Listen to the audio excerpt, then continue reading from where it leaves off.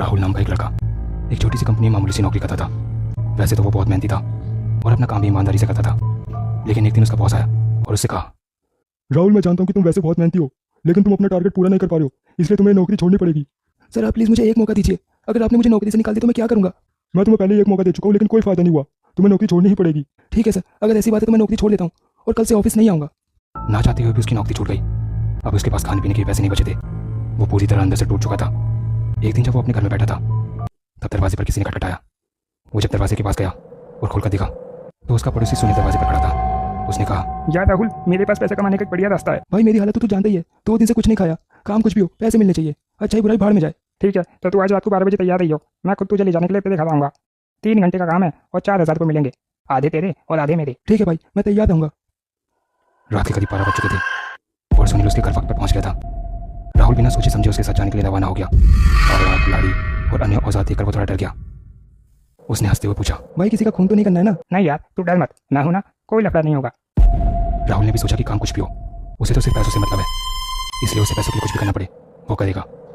थोड़ी देर में सुनील ने रिक्शा एक कब्रिस्तान के पास रोक दिया और फावड़ा कुल्हाड़ी लेकर राहुल को अंदर चलने के लिए कहा। वो सोच रहा था कि कब्रिस्तान में फावड़ा कुल्हाड़ी से वो करेंगे क्या, लेकिन फिर भी वो उसके साथ अंदर चला गया। उसे अब डर लग रहा था। सुनील एक ताज़ी दफन की हुई कब्र पर पहुंच गया और रुककर राहुल को ऐसी नज़र से देख रहा था जैसे उसने कोई अपराध किया हो। राहुल ने कहा, भाई मुझे ऐसे क्यों देख रहे हो? भाई इस कब्र को खोदना है। इतना सुनकर उसके होश उड़ गए। फिर सुनील ने उसे आराम से समझाया, भाई सीधी कमाई के कोई एक दिन के 4,000 नहीं देता, तुझे मदद करनी है तो ठीक, वरना जा यहाँ से, मैं किसी और को ढूंढ लूंगा या फिर खुद ही अकेले जुटा रहूंगा। फिर राहुल ने सोचा कि जो मर चुका है वो तो मर ही चुका है, उसकी लाश का कोई क्या करेगा? वैसे भी कुछ दिन काम करके पैसे नहीं कमाए तो उसकी लाश भी किसी गड्ढे के पास ही पड़ी होगी। आखिरकार वो इस गलत के इन्होंने काम के लिए तैयार हो गया और कब्र खोदना शुरू किया।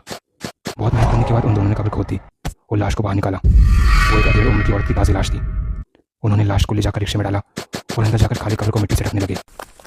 फिर वो भागकर रिक्शे के पास गए तो मानो उनकी जान निकल गई। उनके रोंगटे खड़े हो चुके थे। उन्होंने देखा कि रिक्शे से लाश गायब है।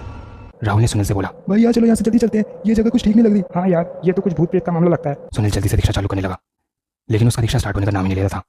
अचानक से उनकी नजर कब्रिस्तान में एक कब्र पर बैठी एक वृद्ध औरत पर पड़ी और वो उनकी ओर देखी जा रही थी। अंधेरे में उन्हें साफ तो नहीं दिख रहा था, लेकिन पक्का अंदाजा था कि कब्र पर वही लाल कपड़ों वाली औरत थी जिसे उन्होंने खोद कर निकाला था। वो उन्हें देखकर मुस्कुरा रही थी। वो दोनों पूरी तरह से डरे हुए थे। डर के मारे उनकी धड़कनें तेज हो गई। वो रिक्शा वहीं छोड़कर भाग गए। अगले दिन सुबह होने पर वो दोनों वापस आए तो उन्हें सब कुछ सामान्य दिखाई दे रहा था। वो दोनों रिक्शा खींचकर वापस लाए। राहुल ने कसम खाई कि जिंदगी में भूलकर भी ऐसा किन्होंने और गलत काम कभी नहीं करेगा। रात के 11 बज रहे थे। रमेश सोने से पहले अपने बेटे विकी के कमरे में उसे गुड नाइट कहने के लिए गया। बेटा विकी, तुम अभी तक सोई नहीं? पापा, बेड के नीचे कोई है। बेटा इस वक्त तुम्हारे अलावा कौन होगा इस कमरे में? अच्छा रुको, मैं देखता हूँ। उसने जैसे ही बेड के नीचे झुककर देखा तो उसका असली बेटा विकी घबराया हुआ बैठा था। पापा, बेड के ऊपर कोई है।